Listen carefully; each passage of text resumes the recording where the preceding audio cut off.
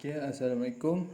Saya Muhammad Nizam Yaakob, pelajar tahun 4 kos pengajian skrin, nombor matrik C17A0097.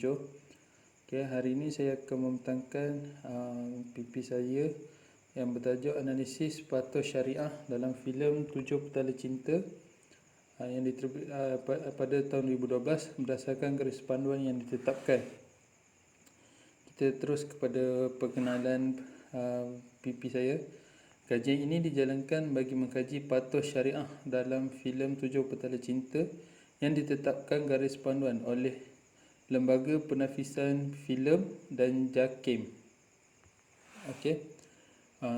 Seterusnya permasalahan yang saya dapat pada kajian saya ini adalah isu patos syariah dalam filem.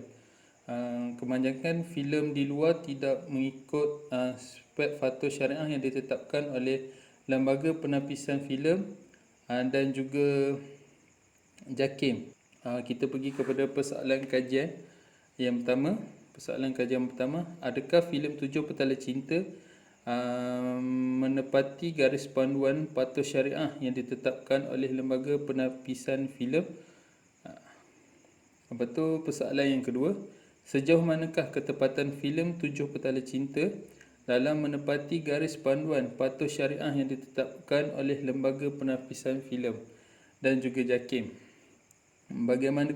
Yang ketiga, bagaimanakah garis panduan patos syariah yang ditetapkan oleh Lembaga Penapisan Filem dan JAKIM dapat diaplikasikan dalam projek yang akan dibangunkan nanti? Okey, kita pergi kepada objektif kajian.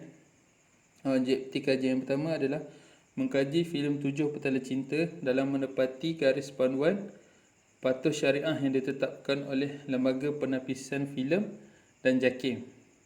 Okey, objektif kedua, menganalisis ketepatan filem Tujuh Petala Cinta dalam menepati garis panduan patos syariah yang ditetapkan oleh Lembaga Penapisan Filem dan JAKIM.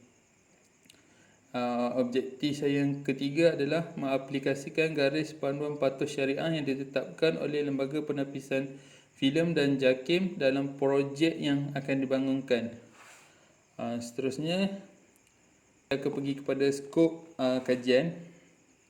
Okey, skop kajian saya ada dua saja, tertumpu kepada garis panduan patos syariah yang ditetapkan oleh Lembaga Penapisan Filem dan JAKIM.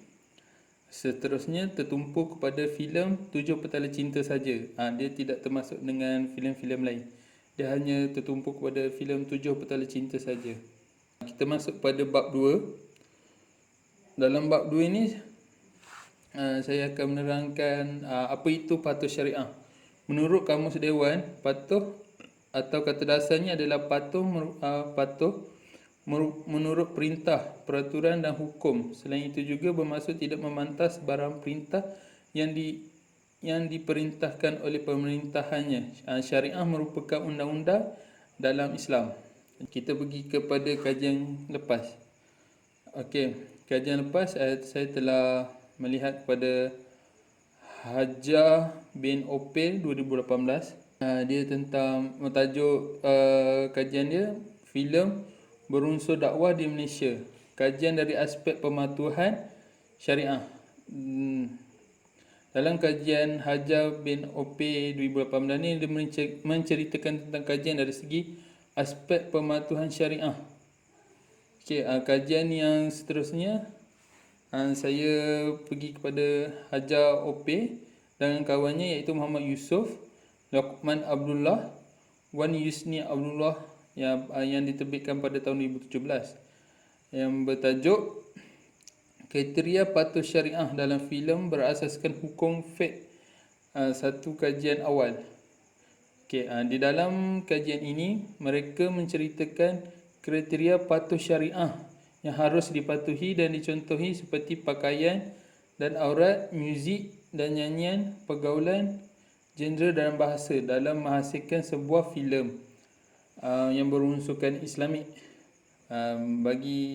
Untuk kajian-kajian lepas ini memang tidak dapat dinafikan lagi lah. Memang terdapat banyak kajian yang telah dilakukan oleh pengkaji terdahulu. Namun kajian yang dilakukan ini adalah bagi mengkaji garis panduan yang ditetapkan oleh Lembaga Penapisan Filem dalam filem 7 Petala Cinta ini. Yang seterusnya kita masuk kepada bab 3. Okey, dalam bab 3 ni kita terus kepada reka bentuk kajian. Dan kaedah yang saya guna adalah kaedah kualitatif. Dan seterusnya saya di bawah kaedah kualitatif saya menggunakan analisis kandungan. Di bawah analisis kandungan ini saya merujuk pada filem tersebut, iaitu filem 7 Petala Cinta yang diterbitkan pada tahun 2012. Itu sumber daripada internet. Lepas tu ke perpustakaan dan artikel. Okey.